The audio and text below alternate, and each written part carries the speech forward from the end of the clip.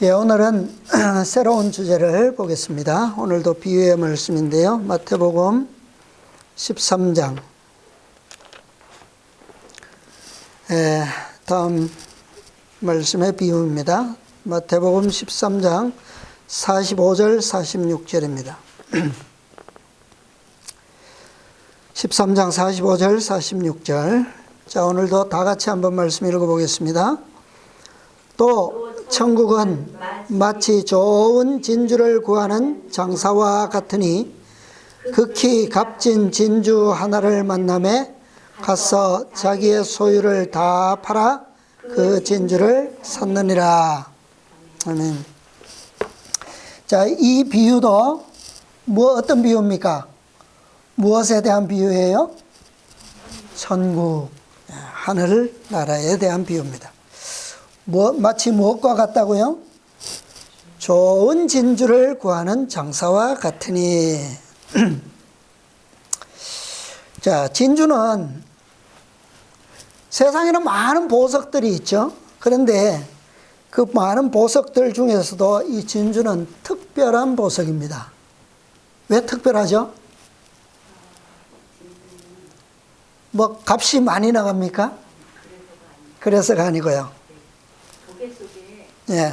그 가시나 모래가 붙었을 때 조개가 계속 그것을 핥는데요. 그렇죠? 예. 그래서 그게 진주가 돼요. 예, 다른 보석과 다른 이유가 바로 그 이유입니다.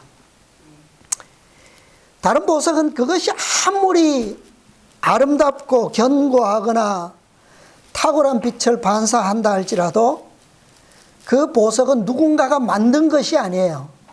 단지 만들어져 있는 것을 가공한 것뿐이에요. 가공하고 그것을 발견해서, 그죠? 가공했을 뿐이에요. 연마해서. 근데 진주는 그렇게 생긴 게 아니에요. 금이나 다이아몬드처럼 견고하지도 못하고, 그죠? 또, 비록, 금빛처럼 반짝거리거나 다이아몬드처럼 아름다운 빛을 투과하거나 반사하지는 못해요. 그러나 진주는 그 자체에 순수하고 또 아주 순백의 아름다움, 영롱한 아름다움을 가지고 있죠. 진주는 다른 보석들처럼 가공해야 되는 것이 아니고 가공하지 않아야 더 아름답습니다. 그죠? 그게 참 달라요. 왜냐하면 그것은 이미 누군가의 생명을 깎는 오랜 고통을 통해서 빚어졌기 때문이에요. 생명으로 낳은 보석이기 때문에 그렇습니다. 자, 방금 말씀드린 것처럼 진주가 보석으로서 아름다운 특징은 바로 순백의 영롱함이죠. 물론 흑진주도 있고 또 핑크빛도 있고 여러 가지 빛깔의 진주가 참 많더라고요. 많은데 가장 가치 있는 진주는 순백의 아름다움이에요. 순수하고 순백이면서 그러면서도 내적인 그 영롱함이 그 빛이 서려 나오는 그런 아름다움. 이것은 참 진주가 가진 특징이죠. 다른 보석들은 다 무기체들로 구성되어 있는데 이 진주는 하나의 그 생명체가 만들어낸 아주 유기적 아름다움을 지니고 있어요. 아까 설명해 주셨던 것처럼 조개의 몸속에 어떤 이물질이 들어오거나 모래알갱이가 들어오거나 그런 것이 들어와서 자신을 고통스럽게 할 때 그 고통으로부터 해방되기 위해서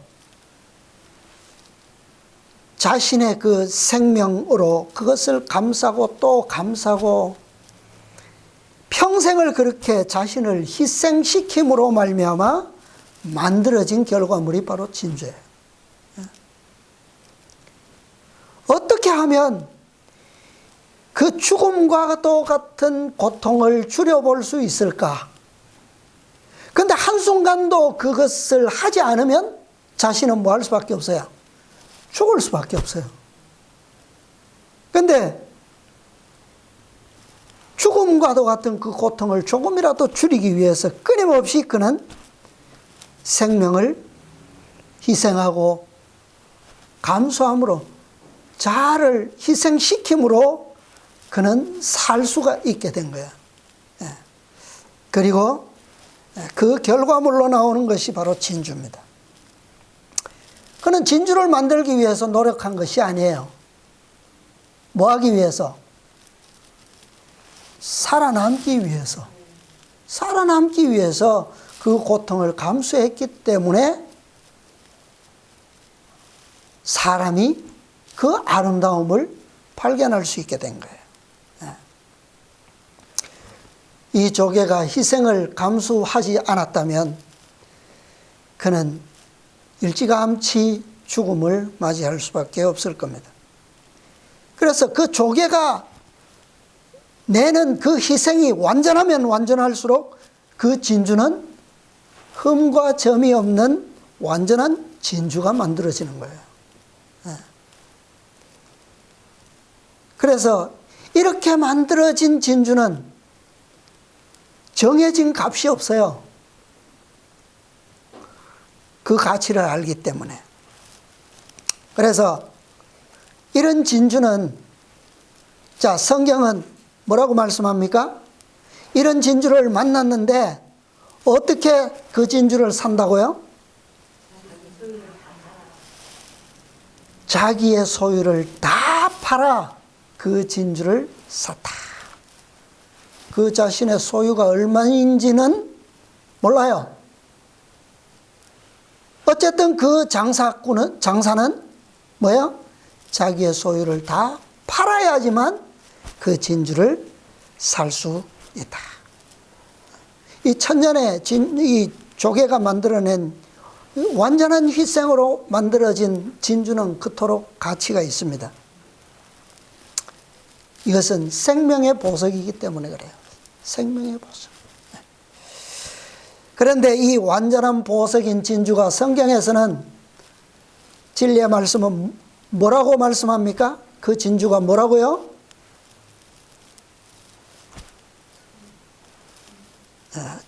그리스도시다 라고 소개하고 있습니다. 자, 실물교훈의 말씀 보겠습니다. 실물교훈 115페이지요. 실물교훈 115페이지, 구속의 역사는 1062페이지입니다. 1062페이지. 자, 우리 지난주에 보았던 밭에 감추인 보화도 어떻게 했다고요? 무엇을 다 팔았다고요? 자기의 소유를 다 팔아서 샀다고 그랬는데, 이 값진 진주 역시도 자기의 소유를 다 팔아서 그 진주를 샀다. 그렇게 말씀했어요.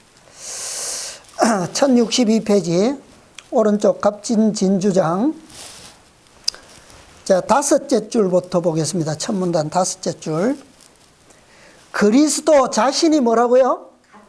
값진 진주이시다. 그의 안에는 아버지의 모든 영광과 신성의 온갖 풍성하심이 충만해 있다. 그분은 아버지의 영광의 광채시요 그 본체의 형상이시다. 하나님의 속성의 광채가 그리스도의 무엇이에요?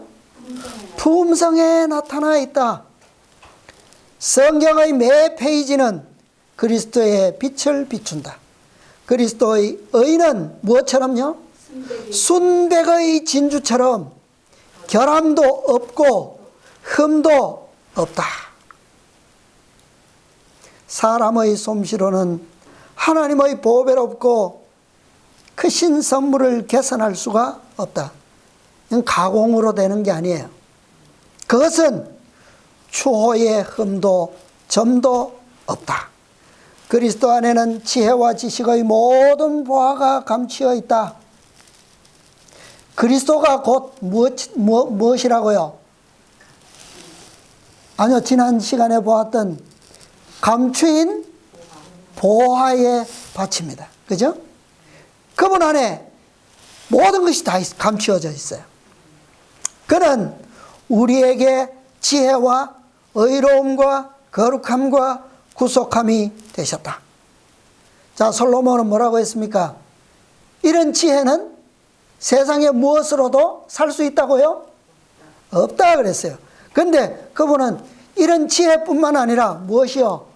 의로움이 되시고 흠과 점이 없는 의, 거룩함, 구속함, 우리의 구원이 되셨어요. 금세나 내세에 있어서 사람의 심령의 필요와 갈망을 만족시킬 수 있는 모든 것은 어디 있어요? 그리스도 안에서 찾을 수 있다.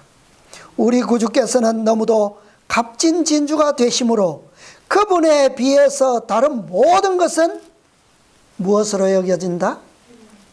해로운 것으로 여겨진다. 참, 이 표현이 좀 이상하게 맞지 않는 것 같은데 너무너무 멋진 표현이에요.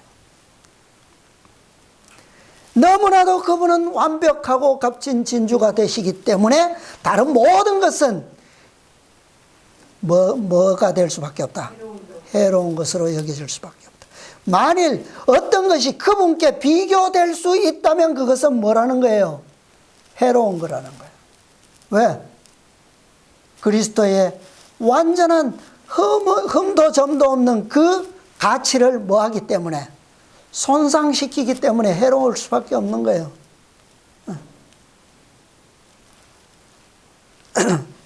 이게 당연한 표현이에요. 너무나도. 그러니까 세상에는 그분의 의로움, 그분의 지혜, 그분의 거룩함, 그분의 구원과 비교될 만한 것이 결코 없다. 있다면 그것은 뭐다? 해로운 것이다. 해로운 거라는 거예요. 자, 그런데 이 진주는 선물인 동시에 매매되는 것이다 라고 영감의 말씀에 기록되어 있어요. 자, 방금 본 것처럼 해로운 것으로 여겨진다. 이 표현은 누가 한 겁니까? 성경에 보면 빌립보서에 사도 바울이 했어요. 그죠? 빌립보서 3장 빌립보서 3장 한번 찾아보십시오. 3장 7절로 9절. 사도 바울이 어떤 고백을 했습니까? 왜 사도 바울은 이런 고백을 할 수밖에 없었는지, 그것을 알기 위해서는 우리도 사도 바울이 했던 그런 경험을 최소한은 할 필요가 있어요. 그죠? 예. 빌립보서 3장 7절로 9절 읽어주십시오. 그러나 무엇이든지 내게 유익하던 것을 내가 그리스도를 위하여 다 해로 여길 뿐더러 또한 모든 것을 해로 여김은 내 주 그리스도 예수를 아는 지식이 가장 고상함을 인함이라. 내가 그를 위하여 모든 것을 잃어버리고 배설물로 여김은 그리스도를 얻고 그 안에서 발견되려 함이니. 예. 자, 모든 것을 해로 여김은 그리스도를 뭐하고? 그리스도를 얻고 그 안에서 발견되려 함이니. 자, 아까 부자 관원이 자신의 모든 유익한 것을 어디에 숨겼더라면, 그리스도 안에 숨겨서 그 안에서 발견되었더라면 그는 뭐예요? 영생이에요.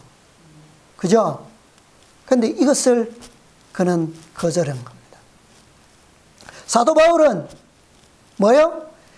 그가 평생 얻었던 유익하던 모든 지식과 모든 거룩함과 그가 배워왔던 모든 것을, 그도 바리새인 중에 바리새인 아닙니까? 무엇을 위해서? 아브라함에게 약속된 그 하나님의 선민의 축복을 누리기 위해서 그랬던 거 아니에요. 그것은 지금까지 그에게 다 뭐 하던 겁니까? 유익하던 거였어요. 그런데 그것을 다 무엇으로 여긴다고요? 해로 여기고 배설물로 여긴다. 무엇 때문에? 오직 한 가지 얻기 위해서. 뭐요? 그리스도를 얻기 위해서. 예. 왜요? 그리스도 안에는 지금까지 그에게 유익하던 모든 것보다 다 더 풍요로운 것이 충만히 있음을 뭐요? 알게 되었다는 거예요. 값진 진주를 그는 발견했기 때문에. 예.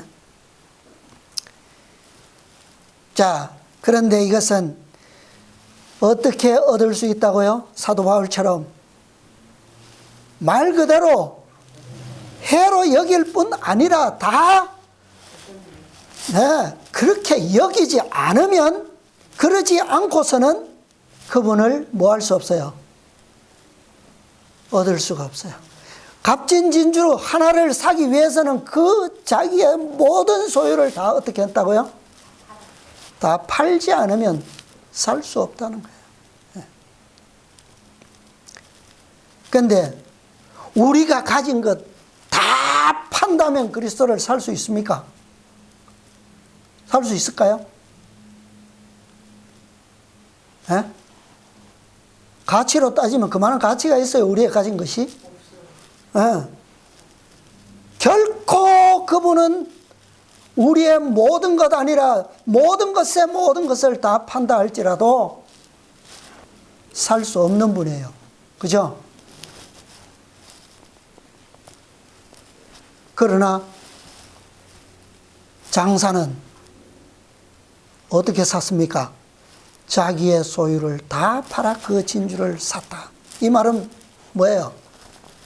그리스도는 그렇게 그런 가치에 비교될 수 없는 분이지만 어떤 방법으로만 살 수 있다는 거예요. 우리가 가진 100% 전부 그분께 기꺼이 뭐함으로써만, 드림으로써만 그분을 얻을 수 있다라고 하는 의미예요. 그러니까 아까 부자 관원도 오직 한 가지 그 부족한 거 뭐함으로써 얻을 수 있는데, 그 1%를 얻으면 자신은 뭐 할 수 있어요? 완전하게 될 수 있어요. 그런데 그 1%를 얻기 위해서는 무엇을 드려야 된다고요? 그가 가진 모든 것을 드려야 된다. 근데 그가 가진 것 모든 것 다 해봐야 뭐밖에 안 됩니까? 그리스도께 속한 1%도 사실은 안 되죠. 그걸 몰랐다는 거예요. 그걸. 자, 실물교훈 117요. 그 오른쪽에 1063페이지 오른쪽 위에 첫 문단 보면, 우리는 우리의 노력으로 구원을 얻을 수 있다? 없으나 그것을 얻기 위하여 이 세상의 모든 것을 뭐 할 만큼? 이건 내 것이 아니에요. 이 세상의 모든 것을 버릴 만큼 깊은 관심과 백절불굴의 정신을 가져야 한다. 이 말은 뭐예요? 그러니까 지금까지 내가 가졌던 소유해온 모든 것뿐만 아니라 앞으로 백절불굴의 정신으로 얻게 될 모든 것까지도, 내 희망과 꿈 속에 있는 모든 것까지도 다 뭐하지 않으면, 버리지 않으면 얻을 수 없다는 거예요. 그죠? 그거예요. 자, 그것에 비하면, 그러니까 이 의미가 뭐예요? 예수님께서 아까 부자 가난에게 너희의 지금까지 가졌던 내 모든 소유를 팔아서 나누어 주고, 그 다음에 뭐라는 거예요? 와서 나를 좇으라. 이거 뭐예요? 미래에 네가 얻게 될 모든 것도 다 뭐하라는 겁니까? 다 희생하라는 거예요. 그죠? 이 두 가지가 이루어지지 않으면 100%가 결코 될 수도 없고 내가 발견한 이 값진 진주를 얻을 수도 살 수도 없다라고 하는 거예요. 그러면 우리가 가진 100%라고 하는 것을 어떻게 알 수 있습니까? 난 다 100% 그분께 드리고 싸기를 원하는데 이게 100%인지 어떻게 알 수 있어요? 유일한 답은 아까 보았던 사도 바울이 그리스도를 깨달은 것처럼 우리가 그분을 깨닫는다면 거기에 달려 있어요. 그죠? 제자들이 오순절에 성령을 통하여 그분을 풍성히 이해하고 깨닫게 되었을 때 그런 깨달음을 통해서만 우리가 100% 그분께 드리는 것이 100%인지 아닌지 알 수 있어요. 왜? 그것은 무엇을 의미하기 때문입니까? 그것은 바로 그리스도에 대한 그분의 가치를 우리가 뭐 했다는 거예요? 새롭게 발견했다는 거예요. 그죠?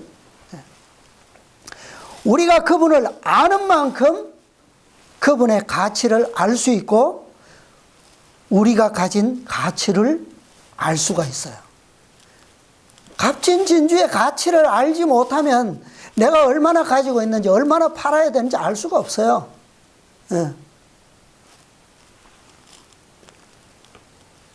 나에게 내 것이 아직도 무언가가 남아있다면 나는 아직도 누구를 알지 못하는 겁니까? 그리스도를 알지 못하고 있는 것이에요. 그분을 얻지 못한 거예요.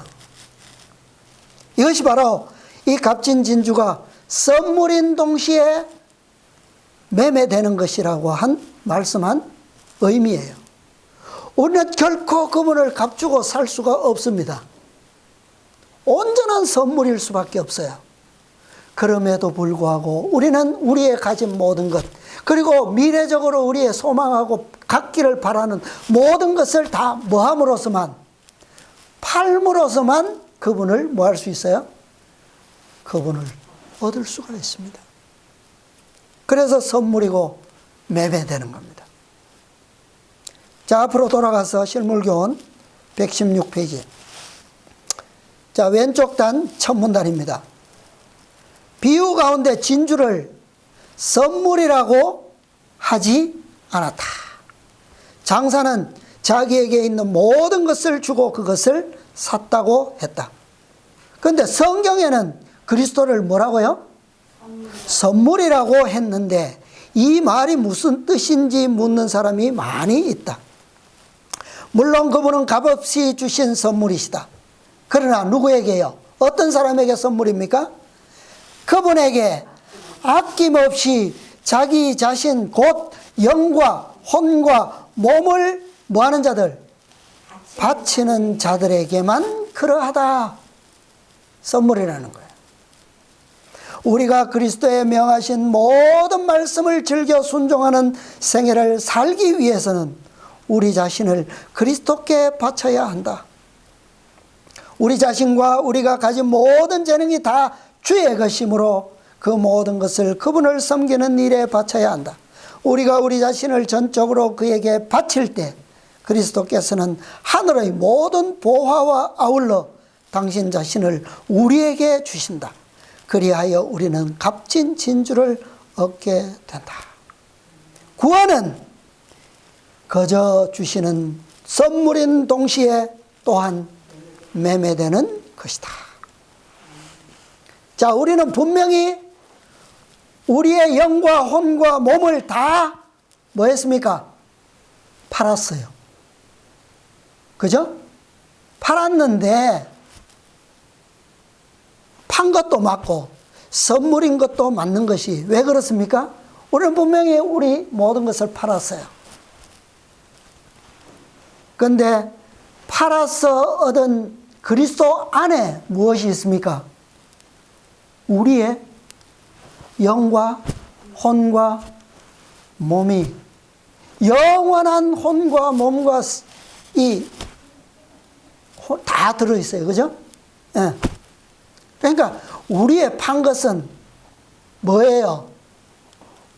소멸되고 없을 것만 팔았는데, 그것만 팔았는데 우리에게 영생은 없잖아요. 원래 우리가 가진 것은 죽음밖에 없어요. 그죠? 그것을 다 팔았는데 우리에게 무엇을 주시는 겁니까?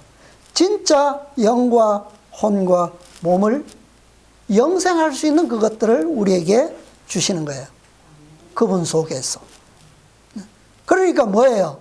그것은 완전한 100% 선물일 수밖에 없다는 거죠.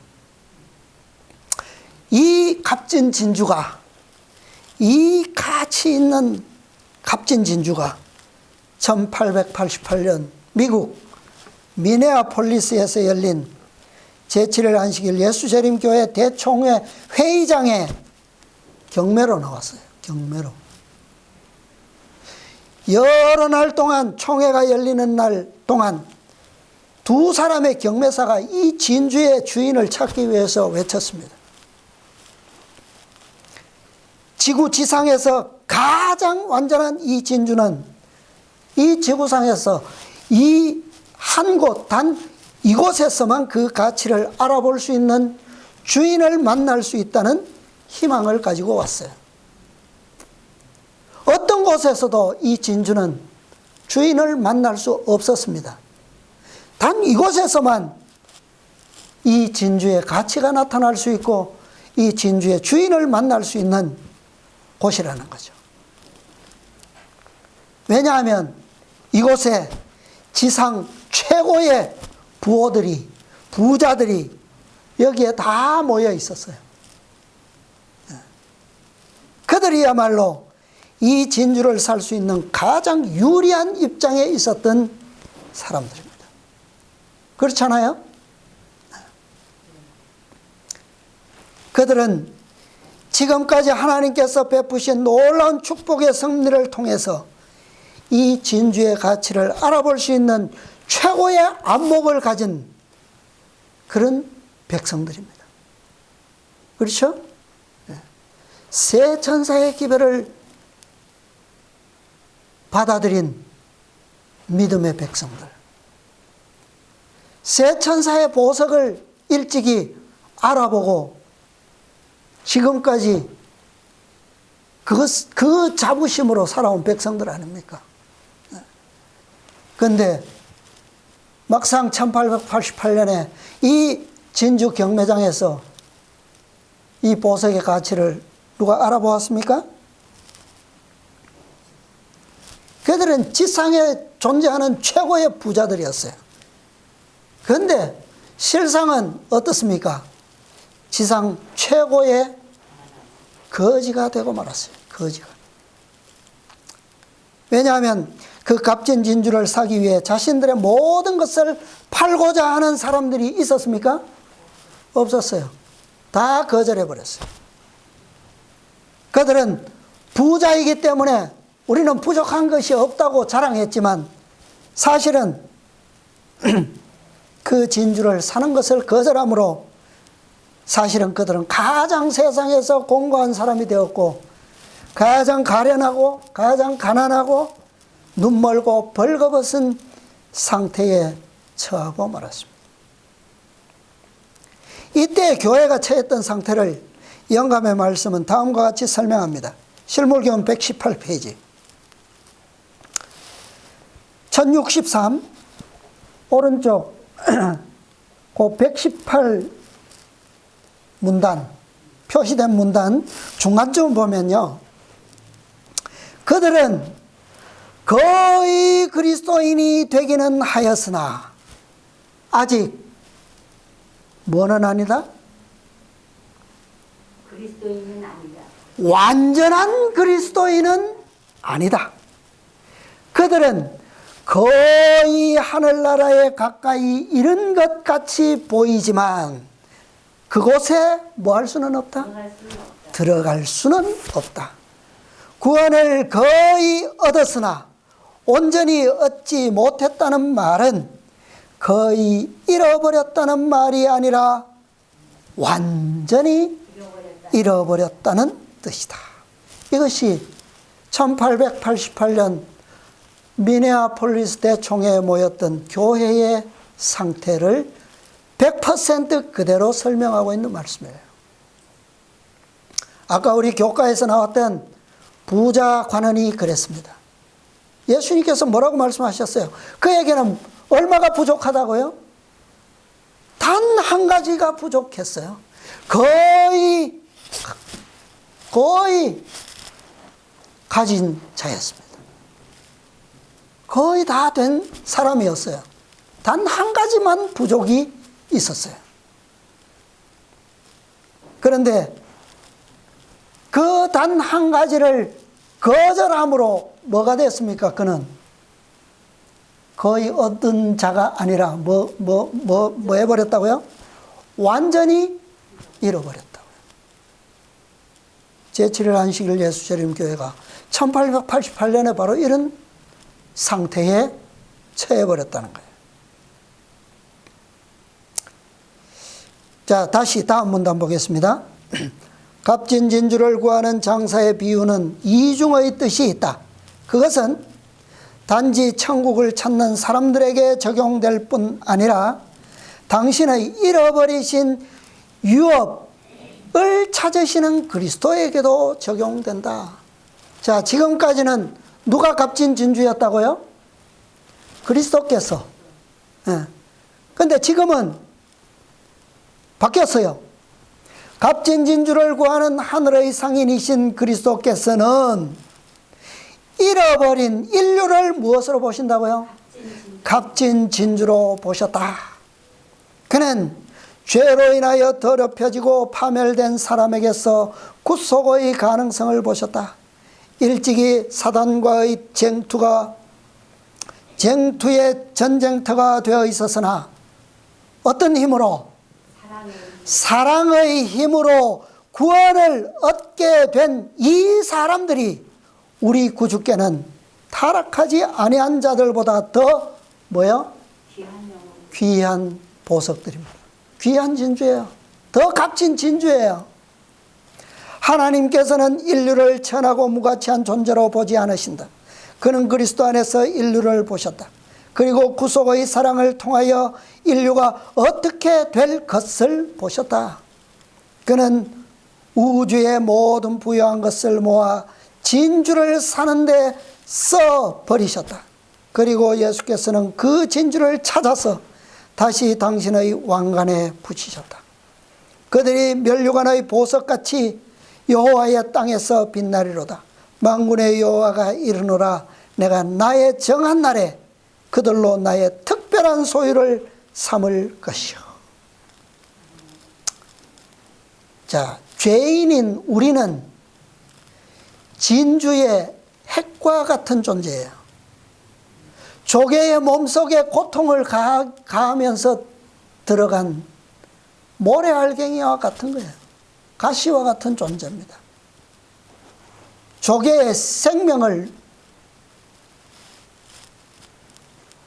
없애기 위한, 죽음으로 몰고 가기 위한 존재예요. 자, 그런데 그러한 존재들을 예수님께서는 어떻게 보신다고요? 그러한 존재들의 가능성을 보시고 어떤 힘으로요? 사랑의 힘으로 구원을 얻게 하셔서 그들을 다시 찾아서 어디에요? 어디에다 두신다고요? 당신의 왕관에다 붙이셨다. 면류관의 보석처럼, 빛나는 보석처럼 누구를요? 우리를. 자, 첫째는 범죄와 타락으로 더럽혀진 행성, 이 지구 자체가 하나님께서 통치하시는 온 우주에서 볼 때 뭡니까? 가장 값진 진주처럼 보신다는 거예요. 지구 말고는 하나님의 정부를 괴롭힌 고통을 주는 별이 없어요. 이 지구만이 하나님을 뭐하는, 하나님의 생명을 고통스럽게 한 존재입니다. 그래서 하나님께서는 그 고통을 뭐 하시기 위해서, 고통을 없애기 위해서 끊임없이 자신의 생명을 뭐 하셨어요? 희생시키셔서 이 지구를 다시 회복시키기 위해서 이러한 섭리를 주신 거예요. 자, 두 번째, 이 지상에 있는 하나님의 교회가 그분께서 가장 아끼시는 아름다운 값진 진주입니다. 무엇이요? 하나님의 교회. 당신을 무엇으로 받아들이는 자들, 값진 진주로 발견하고 그분을 받아들인 그 교회를 값진 진주로 보시는 거예요. 자, 그 다음에 셋째는 성경에 나오는 가장 아름답고 가장 완벽한 진주는 하늘에 있어요. 하늘에. 그건 상징적인 것입니다. 자, 그것은 바로 가장 완전한 보석들로 이 땅에서 승리한 14만 4천인들이 살 예루살렘 도성이에요. 새 예루살렘. 이 도성이 사방으로 문이 몇 개가 나 있어요? 각 방향으로 3개의 문씩 12개의 문들이 나 있죠. 그죠? 근데 그 문들이 다 뭡니까? 하나의 진주로 하나의 문을 이루고 있다 그랬죠. 계시록 21장 21절에 보면 그 12문은 12진주니 문마다 한 진주요 그랬어요. 왜 이 문들이 진주로 되어 있을까요? 왜? 네. 이 문으로 통과할 자들은 다 뭐예요? 하나님의 생명을 희생함으로 구원을 얻은 자들이기 때문에. 하나님의 마음을 뭐한 자들이에요? 고통과 괴로움으로 가득 채웠던 자들. 그러나 그들이 그분의 희생을 통하여 뭐요? 회복되고 생명을 얻게 된 자들. 값진 진주가 된 자들이 바로 그 진주문을 통하여 들어갈 것이라는 겁니다. 자, 또 하나의 가장 값진 진주는 바로 여기 우리입니다. 우리는 하늘 상인께서 발견하신 가장 작지만 가장 가치 있는 진주들입니다. 그분께서는 이 작은 진주들을 자신의 어디에요? 왕관에다가 박으신다고 말씀하셨어요.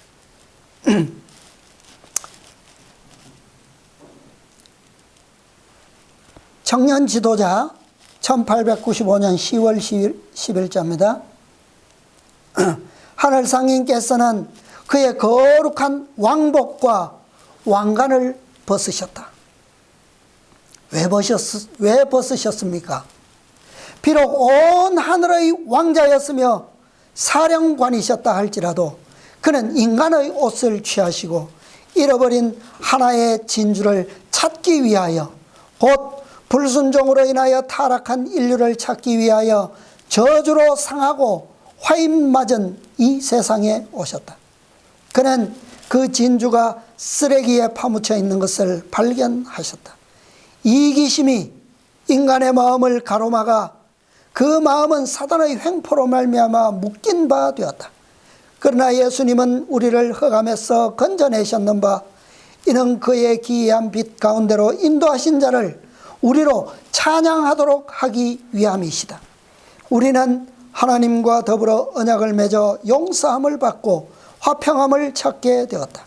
예수께서는 잃어버린 인간 진주를 찾으시며 그 진주를 자신의 왕관 위에 다시 박으신다. 그는 가장 죄가 많고 가장 타락한 자를 격려하여 소망을 주시고 내게 오는 자는 내가 결코 내어 쫓지 아니하리라고 말씀하신다. 영혼이 구주를 발견했을 때 구주께서는 좋은 진주를 발견한 상인으로서 기뻐하신다. 구주께서는 당신의 은혜로 말미암아 영혼이 하늘 왕국에 알맞게 닦여진 보석처럼 되기까지 일하실 것이다. 이 보석이 완성되기까지는 결코 그분의 희생은 멈추어지지 않을 것입니다. 왜요? 그래야지만 이 진주의 보석이 어디에 놓여질 것입니까? 자신의 왕관에. 예. 자, 왕관에 꾸며지는 보석들은 많죠. 뭐 여러 가지가 있을 수 있어요. 그런데 어떤 것들이 왕관에 붙습니까? 그 왕의 권위와 명예를 가장 잘 표현할 수 있는, 가장 아름답고 가장 가치 있는 값진 것들로 만들어지죠. 그렇게 꾸며진 왕관에서 단 하나의 보석만 빠져버려도 그 왕관을 쓸 수 있어요? 쓰겠습니까? 그런 걸? 안 쓰죠. 그죠? 왜? 그 왕관은 그 왕의 권위와 명예를 나타내기에는 뭐합니까? 불완전하기 때문에. 하나의 보석만 빠져도 쓸 수가 없어요. 그 왕국의 특성과 그 왕의 특성을 나타내는 것이 바로 왕관이에요. 마치 세상에 있는 뭐처럼요, 저 로마 가톨릭의 교황이 쓰는 관처럼 자신을 가장 잘 표현하는 것이 관입니다. 하늘 왕국에서 쓰시는 그리스도의 왕관에도 그런 의미가 있어요. 그리스도와 새 예루살렘 도성과 14만 4천인 이 셋은 하늘 왕국에서 존재하는 불가분의 관계예요. 불가분의 관계. 자, 14만 4천이라고 하는 숫자는 하늘 도성의 완전을 의미합니다. 동시에 충만을 의미해요. 충만. 이 숫자는 태초에 아담과 하와에게 하나님께서 축복하실 때 그 축복에 대한 완전한 성취를 의미하는 거예요. 창세기 1장 28절에 보면 하나님이 그들에게 복을 주시며 그들에게 이르시되 생육하고 번성하여 땅에 뭐하라? 충만하라. 땅을 뭐하라? 정복하라. 바다의 고기와 공중의 새와 땅에 움직이는 모든 생물을 다스리라 하시니라. 자, 14만 4천인은 바로 이 성취의 증인들이에요. 이것을 이룬 자들입니다. 14만 4천인은 하나님의 형상의 영광으로 땅에 충만한 자들이에요. 14만 4천인의 품성의 영광이 아니면 이 세상을 그렇게 하나님의 영광으로 반사할 존재가 없어요. 그죠? 하나님의 사랑으로 땅을 정복한 자들입니다. 하나님의 사랑으로 승리한 사람들이 바로 14만 4천인들이에요. 그러므로 이들은 그들의 수를 상징하는 도성에 살게 될 것이에요. 도성의 성곽이 얼마냐 하면 계시록 21장에 보면 도성의 성곽을 측량해 보니까 144규빗이다. 144라고 하는 숫자는 바로 이 백성들을 상징하는 숫자입니다. 144는 이 백성들을 상징하는 숫자이지만 14만 4천에는 상징의 숫자가 아니라 이 144에 대한 충만의 수요, 완전 수요, 실제적인 수예요. 성취된 숫자이기 때문에. 그래서 상징이 될 수가 없어요. 자, 144는 왜 나왔느냐 하면, 자, 구약시대 하나님의 백성은 누굽니까? 구약시대 하나님의 백성. 이스라엘이잖아요. 이스라엘의 백성의 시작이 어디서부터 시작되었어요? 이스라엘의 시작. 이스라엘은 누구의 이름입니까? 야곱의 이름이잖아요. 야곱이 승리함으로 얻은 이름이잖아요. 그 이스라엘은 그의 아들 12아들로부터 시작되었죠. 그래서 구약시대의 하나님의 백성은 바로 이스라엘의 백성. 아브라함의 백성이라고 하지 않잖아요. 이스라엘 백성. 이 백성은 바로 12지파 10일을 의미했고요. 그 다음에 신약시대의 하나님의 백성, 영적 이스라엘, 교회의 기초는 누굽니까? 물론 예수 그리스도죠. 예수님은 이스라엘을 상징하잖아요. 표상하잖아요. 그런데 이스라엘의 12아들을 상징했던 것처럼 예수님의 교회의 12 기초는 누구예요? 제자들이잖아요. 그죠? 그래서 구약시대의 12과 신약시대의 12를 곱한 숫자가 바로 144예요. 이들은 승리자들이죠. 승리자들을 상징하는, 표상하는 인물들입니다. 자, 이 숫자가 바로 회복될 왕국의 상징적인 숫자인 것입니다. 그리고 이 144의 충만이 곱하기 1000 하면 14만 4천이 되는 거예요. 그래서 새 예루살렘 도성의 크기가 얼마라고 그랬습니까? 한 변의 길이가 장이 1만 2천 스타디온이요. 장과 광과 고가 같더라. 총 합이 14만 4천이에요. 다시 말하면 이 성의 최소수는 144고 최대수는 14만 4천이에요. 이 숫자에서 단 하나만 부족해도 그리스도께서는 이 도성을 상징하는, 이 왕국을 상징하는 왕관을 쓰실 수가 없다는 말이에요. 그래서 이 숫자는 더할 수도 없고 뺄 수도 없는 수입니다.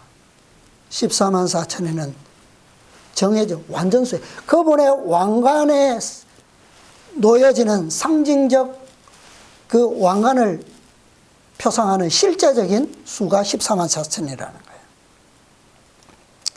거예요. 그런데 이 영광의 왕국이 시작되는 시작은 언제입니까? 영광스러운 재림이 바로 여기에 달려 있는 거예요. 이 숫자에 하나만 부족해도 이 왕국이 시작될 수 있어요? 그리스도의 왕관이 쓰실 수가 있습니까? 없어요. 이 숫자가 완성되지 않는 한 그분의 왕국은 시작될 수 없고 그분의 재림은 지체될 수밖에 없습니다. 자, 그러므로 두 가지가 이루어져야 돼요. 두 가지. 첫째는 우리가 전에 없던 열심과 믿음을 가지고 값진 진주이신 그리스도를 새롭게 다시 재발견하는 거예요. 제자들이 3년 반 동안 그리스도를 따라다녔지만 완전한 그리스도를 알지 못했던 것처럼 오순절날에 성령을 받고 그분께 굴복시킴으로 그리스도를 새롭게 발견했던 것처럼 우리가 그렇게 그리스도를 발견해야 된다는 거예요. 지금껏 느껴보지 못했던 순결하고 아름다운 사랑의 품성의 영광을 그분께로부터 발견하는 것입니다. 두 번째는 우리가 전에 없던 가치 있는 진주로서 그분께 발견되는 거예요. 그것은 어떻게 가능하죠? 우리가 뭐함으로? 값진 진주이신 그리스도를 우리 속에 뭐함으로? 모심으로 그분께서는 그분 안에서 우리를 무엇으로 발견하시는 겁니까? 값진 진주로서 발견하시는 거예요. 자, 그런데 이 일은 우리가 할 수 있는 일이 아니에요. 그죠? 우리는 구원을 우리의 노력과 우리의 어떤 것으로도 뭐 할 수 없다고요? 살 수 없다 그랬어요. 이것은 사도들이 그랬던 것처럼 그리스도께서 주신 그 약속의 성령, 그 선물을 통하여 성취될 것입니다. 그게 약속이에요. 제자들은 3년 동안 예수님을 따라다녔지만 그리스도의 사랑을 완전히 깨닫지도 못했고 그분의 사랑의 품성처럼 변화되지도 못했어요. 언제? 어떻게 해요? 그들이 성령의 역사에 자신들을 완전히 굴복시킬 때에 그 오순절에야 이 모든 성취를 그들은 경험할 수 있었습니다. 이것이 바로 지금 우리가 성령의 역사에 완전히 굴복시켜야만 되는 유일한 이유예요. 부자가 하느니 그리스도의 제안을 받아들이는 그 유일한 방법만이 그가 뭐 할 수 있는 겁니까? 영생에 들어가는 길이었어요. 그런데 단 한 가지 부족했던 유일한 길, 그것을 그는 거절했던 것입니다.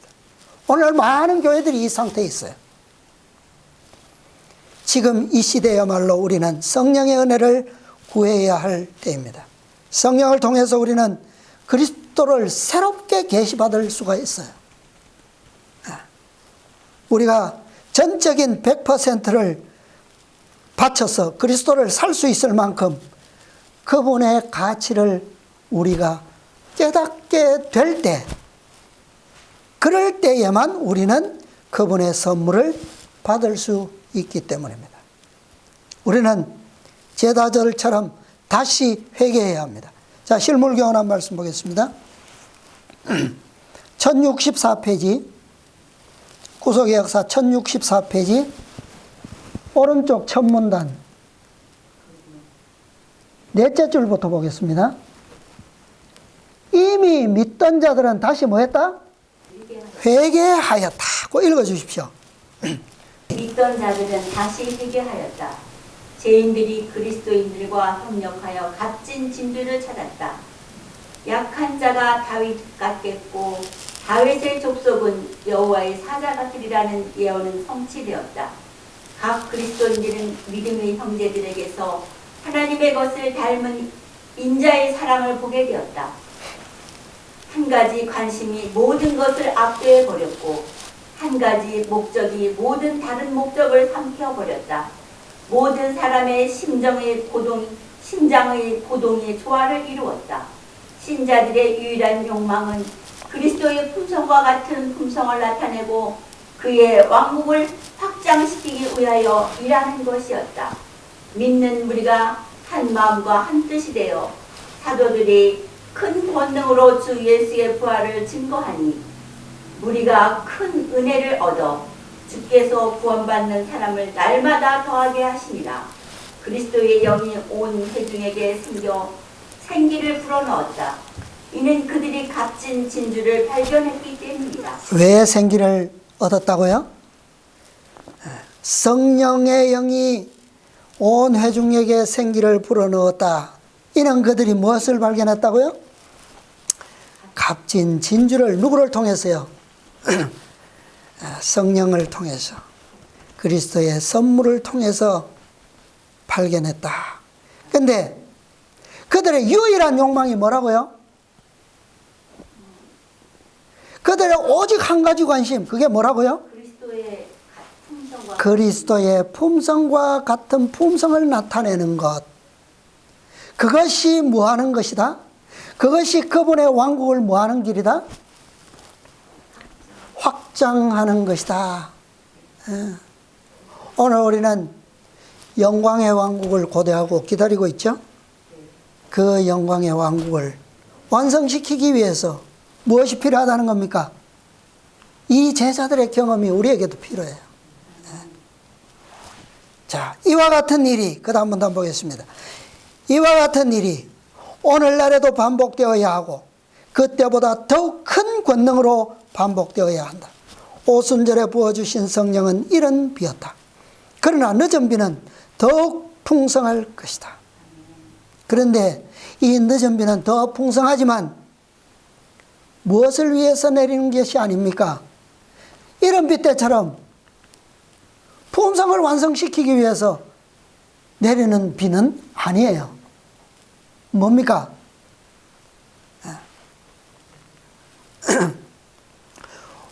우리의 품성을 완성시키는 일은 이른 비를 통해서 다 가능한 거예요. 그죠?